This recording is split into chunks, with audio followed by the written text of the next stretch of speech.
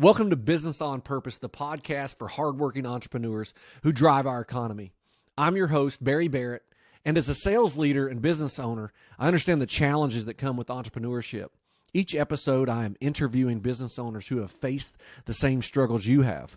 Low revenue, a lack of scalability in their sales force. Together, we're going to explore their entrepreneurial journey and uncover the valuable lessons they've learned along the way. From mentors to advice, we'll dive deep into what has helped these business owners get unstuck and move forward towards success.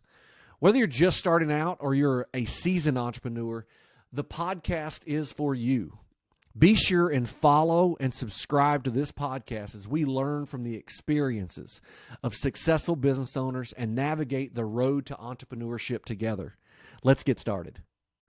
So welcome to the show, Matan. People who know Matan professionally and personally would agree that his name is synonymous with dedication, playfulness, creativity, compassion, and honesty.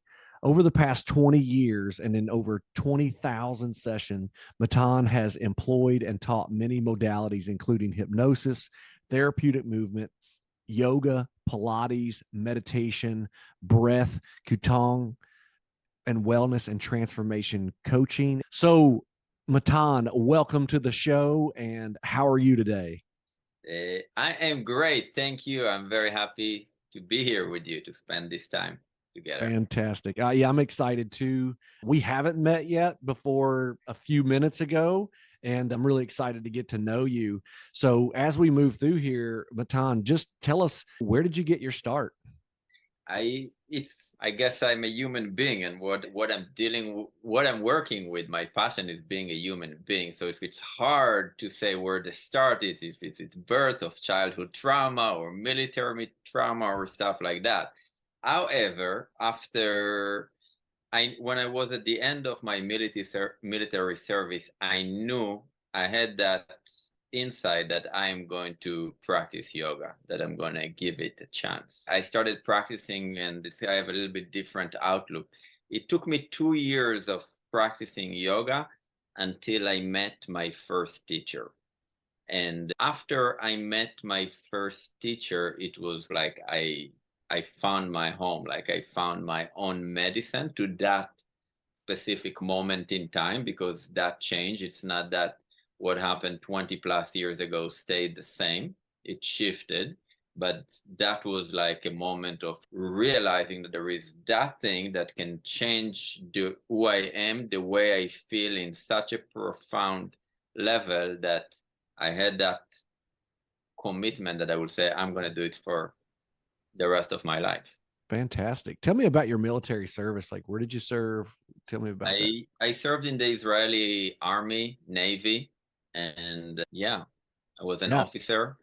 And we can talk about it a lot, but there is a lot of glorified stories around it. I think we live in a culture that it's like, God forbid you're going to say anything bad on the army or anything like that. But the other side is that we live in a world that war is part of it, and the belief that we're not safe in this world are not part of it. And I think, and this is why I'm cutting straight to the chase. It's, especially in America, it's like it's in the front pages.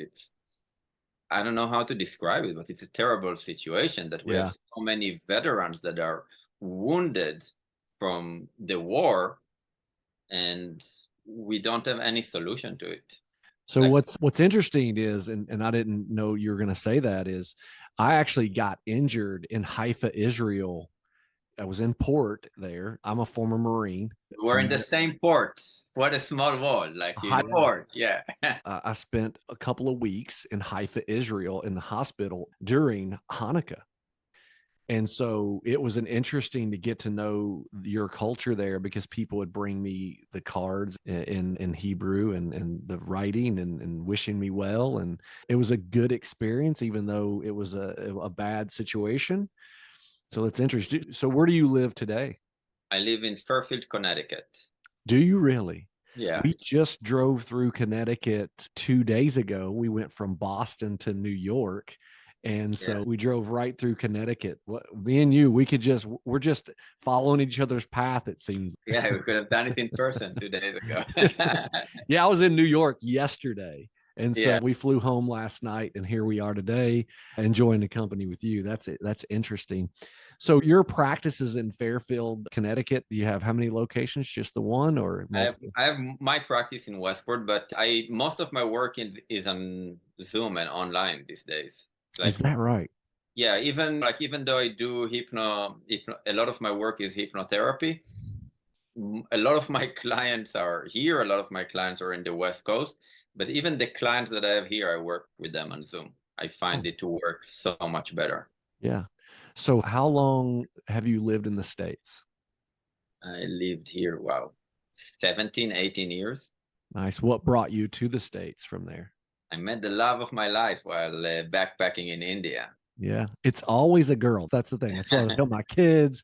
It's always a girl. And I guess if you're a girl, it's always a guy, right? Or Yeah. vice versa. So that's good. And so when did you first get into hypnotherapy? I know you got into yoga after you left the Yeah. military. And do you consider yoga the same thing? Is it similar, same vein? What would you I teach? think once you understand what hypnosis is, there is no moment in your life that it's not an hypnotic moment, because hypnosis is basically a state that your unconscious mind is willing to accept a suggestion, Okay. a new suggestion, a new belief. Okay, so if you have kids or if you were a child until the age of 10, you live in a state of hypnosis. So if you say to a 5 years old, hey, look outside, the sky is purple, they will look outside and look for it. If I say it to you, you're not even going to look outside. So I think everything is hypnosis. In yoga, there are a lot of elements of hypnotherapy, and but my real I played with that for many years, but my real in was, I think, in 2016. Like, I had a medical event, I had a near-death experience, and I was completely traumatized after that. And I did a session. I tried everything to recover. I was in a state of regular panic attacks every day and migraines and depression. I was really Mm. down. And I got to do a session with a guy. That session truly changed my life. It really changed my life. And then I was always curious, like watching on YouTube people like Tony Robbins and people that do change work online. And I was like, how are they doing it? How they're doing it? And I think about 4 or 5 years ago, that guy that did a session to me started a basic course online, and I joined and I did that course, and then I joined his mastermind, and then his advanced course, and I took the beginner's course like 4 times, and I started studying with other practitioners, and then I incorporate to my own style, to my own work, that it's a lot of like body work and meditation and qigong and working with the energetic body. Right now it's all a blend of where I started, what I took from different teachers, and now I'm really playing a lot with that. Okay. Yeah, that's fantastic. And we talked before this started, and you were talking about how to scale in the business and things like that. We're both in turn we work with our wives. Our wives are real the brains behind the business, but I could tell. And tell me about how your practice is set up, how your business is set up. Give me the behind the scenes of it. Okay, so a lot of my work is one-on-one. Mm-hmm. Okay, a lot of my work is one-on-one, and usually when I see people, I see them to anywhere between 2 to 4 sessions. So it's something that in my previous business, it did not exist. I used to do like more movement therapy, movement longevity, working with professional athletes, and work on their state of mind and stuff like that. So now my business, I need to do marketing that I did not have to do for many years. That's how the business is set up right now, that I get people for 2 to 4 sessions, and then I talk to them once a year or something like that. Like I shift, it's like a work that shift their mind out of being stuck, whatever they're stuck with, anxiety, depression, limiting beliefs, traumas, a lot of it. And shifting to their mind, that their mind really works for them. Like their mind is in a state of solution and they're looking forward to live their life Yeah. versus running away from life. So that side. And right now I'm building, there is an online course that I created that it's about shifting out of stress on a physiological level. And now I'm pretty much growing that course. I'm selling it to therapists, I'm selling it to clients that I work with, and that on a more somatic level. And Yeah. what I'm working right now is on building all this platform that helps people to shift out of stress, and we're building more courses that are around belief system. And because the thing is, not the thing is, but the work that I'm doing is very, I'll say it this way, it's custom based. It's targeted for individuals, and you cannot do, especially with trauma and limiting beliefs. There is a huge difference between self-hypnosis, which is all these recordings that people can buy online or YouTube and listen to them, to have a change work, a hypnotist, a change artist that really sitting with you the moment, at this moment in time, and can pick up on your facial expression or micro Yeah. expression and all of it, and see it's how it's done. So I'm saying it, I always feel that, I don't know, maybe a little bit guilt or something like that, that working with me, it's not for everyone. It's not something that, that everybody can afford and can do, to have Right. somebody that works with him. So you do 2 to 4 sessions. How long are these sessions? Usually I book 2 hours. Just before this one, it went a few minutes over, but usually it takes 2 hours, 90 minutes to 2 hours, depends Sure. where it goes. And you start with questions, you start with their story. How do you get started? I start before that. People who reach out, most of them, 99% reach from word of mouth. So they know that their friend experienced that amazing transformation in their life, and that's why they reach. So I start with a pre-talk to see what the person wants, to see. I don't think that I can help any person that goes out there. I need to see that there is rapport. That person wants to change. Not everybody who wants to change is willing to do the work. As you're Right. familiar, you have a lot of conversation with people who tell you, "I want to lose weight. I want to grow my business. I want to," but you, from your own perspective, know that, all right, if you want to grow this, you need to do a. Yeah, the way it's really, I say, is everybody wants to change, Yeah. but almost no one wants to change in order to change. To pay the price. Yeah, and you're going to pay the price either way, right? You're going to pay the price with the inaction for the rest of your life, or you're going to pay the price for taking action and enjoy the payoff of Yeah. that price. One Yeah. is an investment, and one will cost you everything. Yes. So with hypnosis, it's a borderline, because there's one side that people are stuck. A lot of the people I work with, they stuck in traumas, and that's keeping them. There is a bridge between releasing traumas, and then when you let go of those stories that don't serve you, then there come a part that it is hypnosis, and I use it in coaching all the time, those tools, but it's like to move forward towards the life that you actually want. And that's the side that you are talking about. That's what you're more familiar with. Yeah, because I'm not familiar with hypnosis at all. I've always been interested in it, and then in the back of your mind, you're like, would it really work? And would it work on me? And so, what would you say to people that have those questions? Everything is hypnosis. What do you mean if it will not work for you? So I heard If you you say that a while decide that ago. it will work for you, it will work. The default situation of the mind that you're experiencing right now, wherever you are right now, okay, and you are happy with certain things and you're not happy with certain things, okay, this is the default, okay. You're even like a lot of the people I work with, they're not happy with where they are in their life right now. And what I explained to them many times, their brain doesn't want make themselves happy. That's not what our brain wants us to do.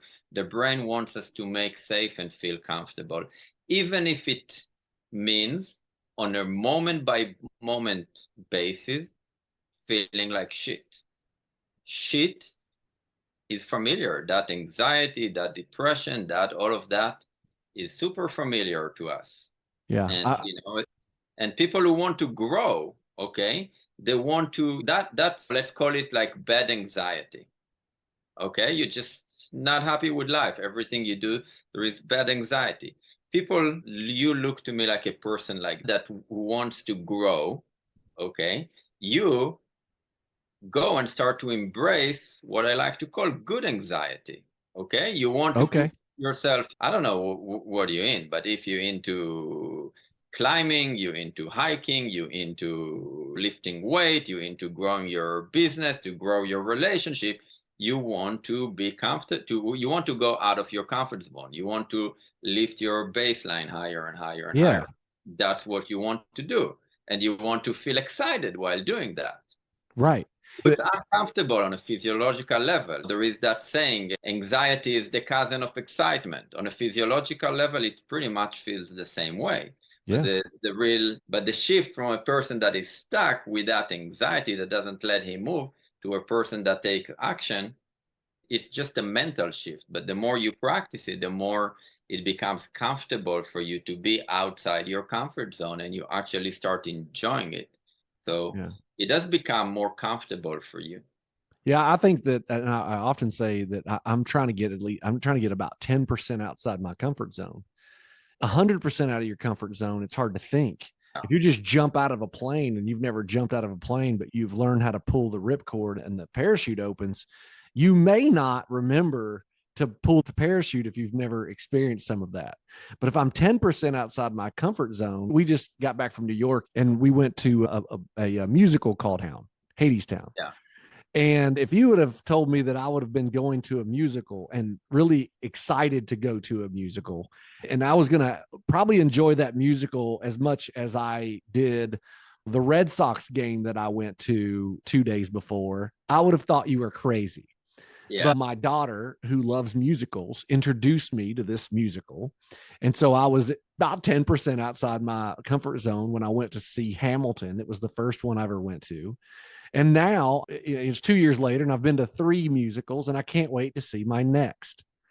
So Yeah. I've never heard it called good anxiety, because I don't think anybody, like, if you said good anxiety, at least 99% of Americans would say there's no such thing.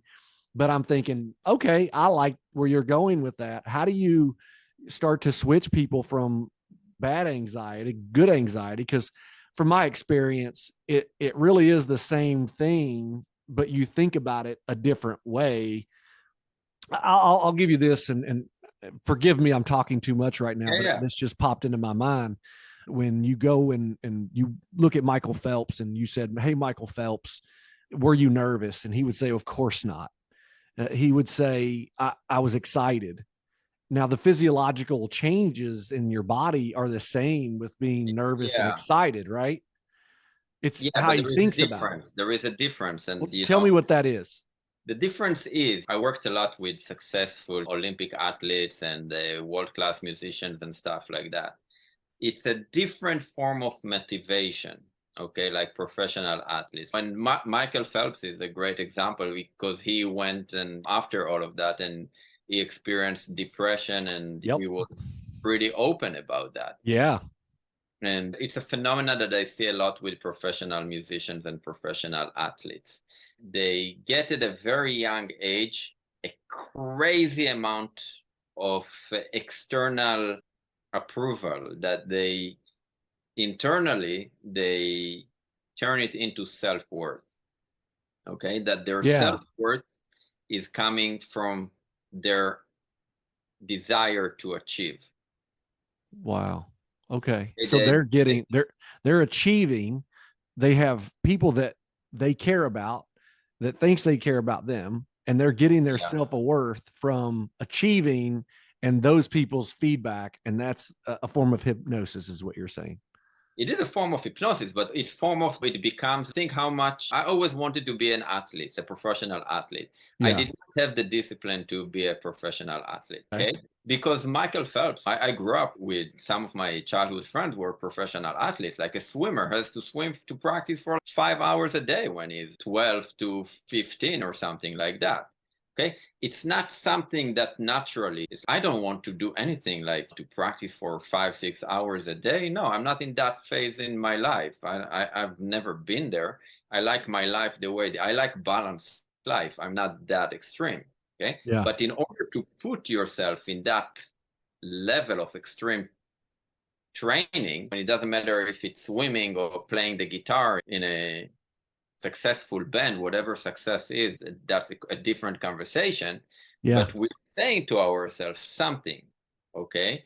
It's like we say that it's important for us, that our life depends on that level of success, of I'm going to win an Olympic gold or I'm not going to win an Olympic gold, that we put all of that pressure on us, okay? And then we do things not because we want to do them really inside. You want to be a good father, it's probably something that you want to do inside naturally by yourself. Well, we say that to get down to it, and I'm a pretty open, vulnerable guy, but one of the biggest reasons that I want to be a good father, the biggest reason is internally, I want to be a good father.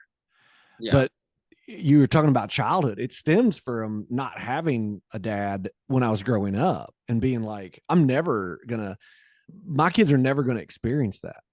And so they don't. And I am somehow, and I know this, and I've thought about this deeply, I'm somehow saying, because I didn't have that, I'm doing it so that I can experience that through my kids of what it's like to have a good dad. I can completely relate to that, my friend. Tell me how. Because like my parents got divorced when I was young, and my dad lived like 2 hours away, and we didn't see each other. So I had that feeling that came to me that I'm not worthy of love if my dad is not next to me and is not in my life. Mm-hmm. Okay. So I love hearing that story because it's about breaking the cycle. Basically, you broke that cycle of that child, and your inner child is able to experience through your own kids and to heal. Yeah. I'm like, I sit there and a couple things. Number one, my son he's better than a scratch golfer actually. And he's 18. He's got a scholarship to go play in college, and he's got a tournament tomorrow. He's practicing today. He is looking. And then as you were talking, I'm like, yeah, a lot of it was this external. He wants external approval, right? Now he also wants to do it. And I actually sent him a video of Kobe Bryant talking yesterday about how people practice twice a day. And then if I got up at 4 a.m., I knew I could get a session in there. And Kobe Bryant would get in 4 sessions instead of 2 sessions. And by the time I got to the pros, I had twice the sessions of anybody else. And it's just interesting to think about that. And I sent that to Luke. But so think about it this way. He gets it from you. And this is the standard that there is. It's like, if we're competing with each other, we started by both practicing for 3 hours a day. Then you go to 4 hours a day. I go for 5 hours a day. You go to 6, I go to 7. And we're going to keep with that competition. But we're not going to go back and realize what the hell I'm going to get of beating you in whatever I'm going to beat you. What's the purpose of all of that? Yeah. And so it doesn't matter if you're going to be number 1, number 2, Olympic, not Olympic, it's bestseller, billionaire, and all of that. It's not going to bring you any peace. What's going to bring somebody peace if not that? Great question. Connecting to their heart, like doing inner work. That's the bottom line. To start asking them those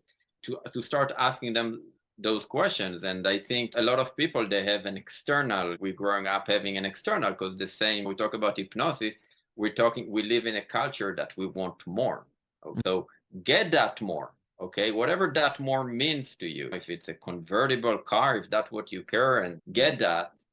Enjoy the looks that you're getting from the boys, from the girls, from the dogs in the street, or whatever is happening there.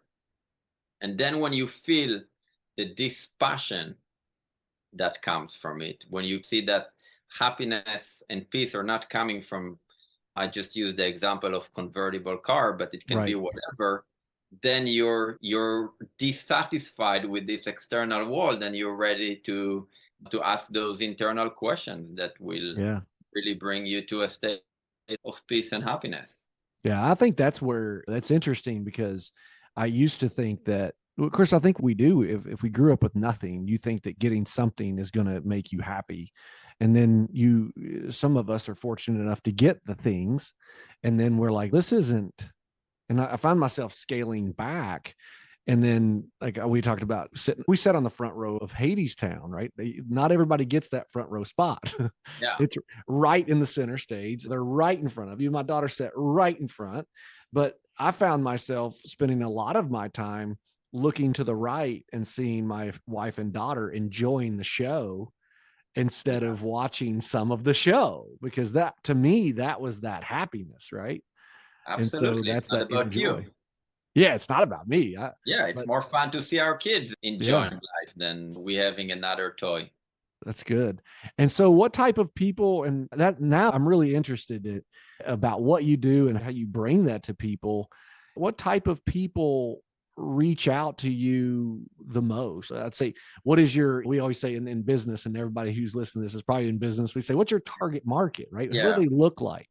It's like people that have an issue, usually is an internal issue, something that is stuck for a long time. Like it might be a trauma, a childhood trauma, a limiting belief, and it might be expressed in their life through anxiety or depression or feeling of dissatisfaction, fear, fears that are sitting on something else. And then we very fast we get to the issue. It doesn't take too long to get to what the real issue is. I was thinking 2 or 4 sessions, like that's so fast. Yeah, because You we know, work with the unconscious mind. I think we live in a culture that we think that if we're going to sit on a chair and talk about a problem, we're going to find there. It's I just have notes from the previous session that I'm looking at. Like I see 7 lines, and I call it usually the 7 degrees of separation from our problems, because the what our minds telling us that is our problem, it's rarely our real problem. yeah, it's a symptom. It's We talk about it in business. There's symptoms and there's root causes, right? And Yeah, so many people are putting a band-aid on an open wound and not treating the wound, right? And absolutely. and I think that is where the pain is, it usually isn't, right? That's not where it's at. So you're Yes, getting to the root of it and then helping people through that. And it just it baffles me that you're doing it in 2 to 4 sessions, which is fantastic. So you have to have this perpetual referral source, and I think that's where you're getting most of your people now. yes. And then, so you're putting together a class and you're doing sessions. Do they go hand in hand? Is one a feeder And system of the other, or? I have an online course that is about releasing traumas from trauma from the body, and basically creating that shift so the body becomes like a safer place for Mm-hmm. us to be grounded, because most of us live in our minds, in our head, and we're just not in touch with with our intuition, with our heart. We live in a very mental environment right now. So it does go hand. It can be completely for a person who never did any hypnotherapy with me, and I Mm-hmm. also send it to the people that I work with. And it creates that foundation out of trauma, of self-discovery, of what is self-care for you. Because what is self-care for you and for me are two different things. There are things that are common, like we both need to sleep well and to have a healthy nutritionist meal, and we need to move, but the movement is different, and what kind of brings me peace and you peace is different experiences. Yeah, different. I like One that. person That's good. going to a baseball game is a great experience. For another person, it's a terrible experience. Why do you put me all of these crazy people who drink beer and eat hot dogs? That's a nightmare. I My, prefer to be on the beach by myself. Yeah. What's funny is my daughter didn't want to go to the baseball game. And then she went to one of the best baseball games I've ever been to. She's Yeah. not an athlete whatsoever. She doesn't like sports, but when she experienced this baseball game, a walk off, a 3-run shot to tie it up, and then a walk off single, she was like in euphoria. And she still doesn't love baseball, but she loves to go to baseball games because of that experience. So tell me, unpack that.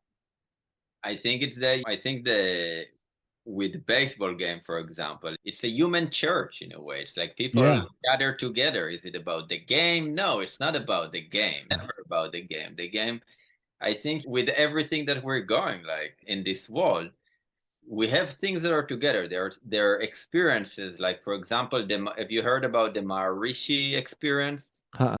So, for example, if there is a conference in Washington, D.C.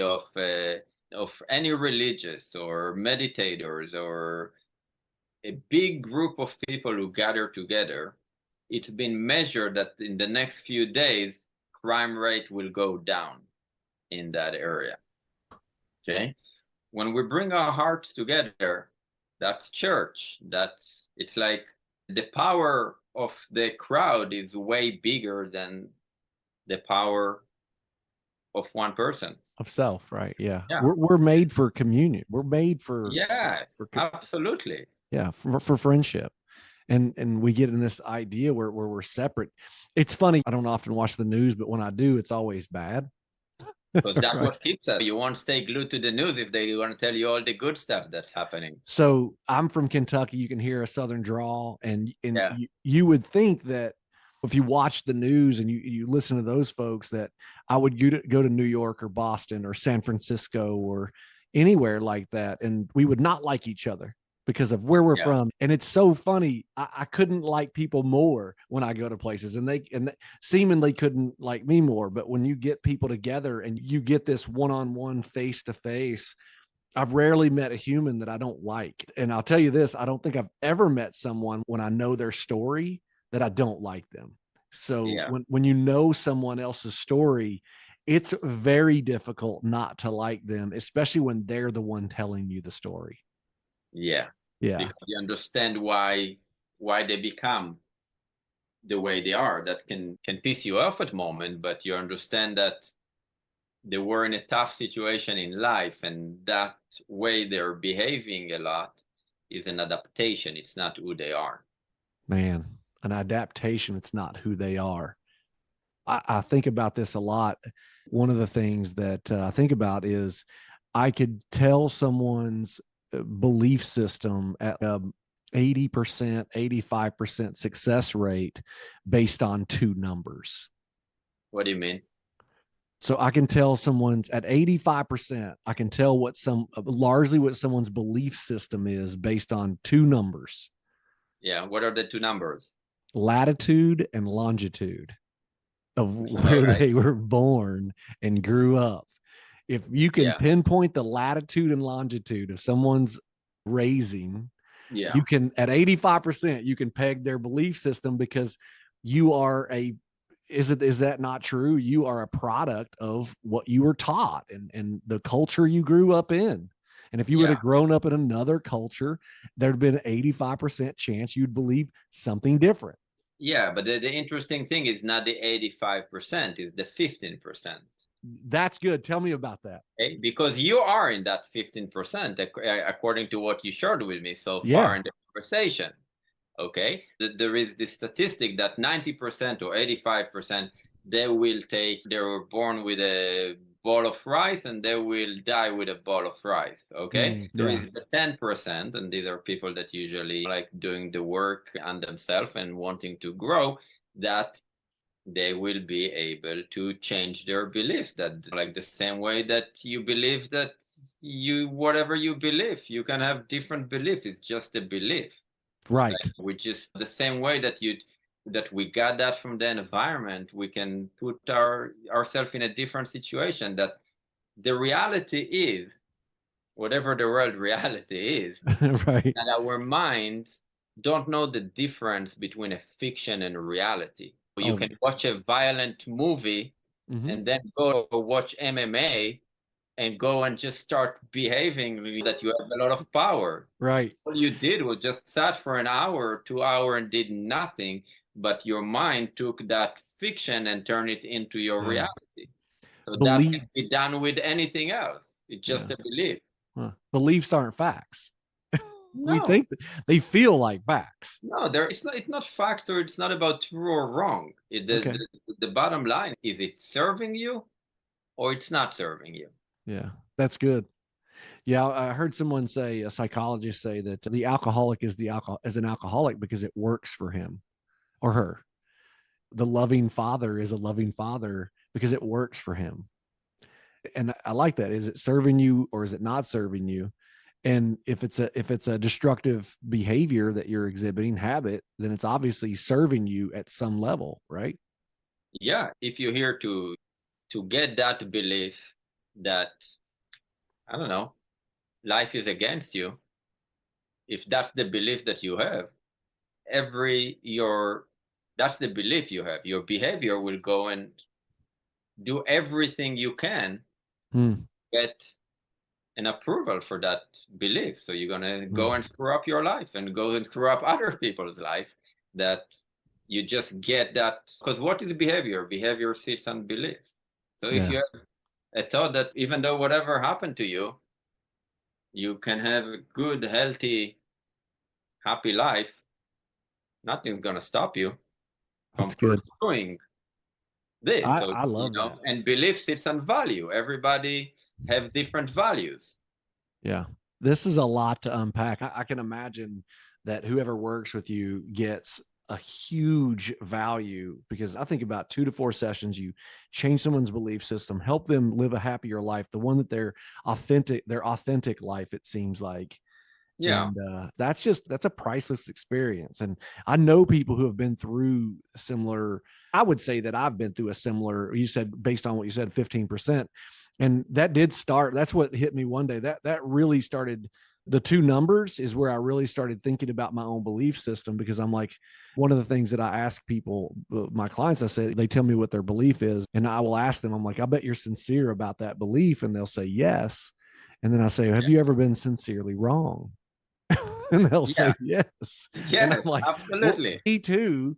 And it's not, how do I know I'm right? But it's not, I know I'm right, but how do I know I'm right? That is the question that I'm trying to seek out. And you've really got my mind thinking about what my current beliefs are and what's holding me back. Because when you said my client is someone who has a problem or is stuck somewhere, I'm like, that's every human on planet Earth. Absolutely. We all stuck. You did something A, you used humor, and your technique is great. It's like, I will tell you, I'm always getting angry when I'm saying that. It's like you just said, always.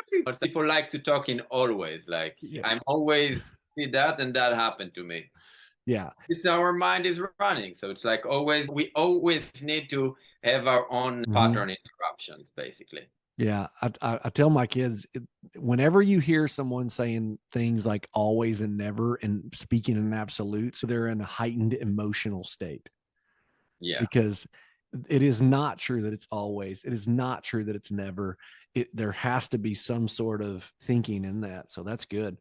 So how do people find you?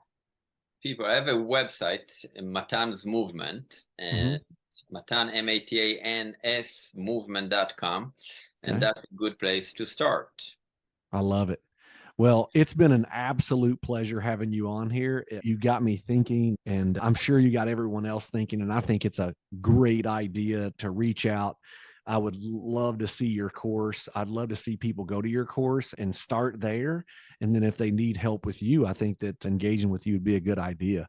So I really appreciate you for being here.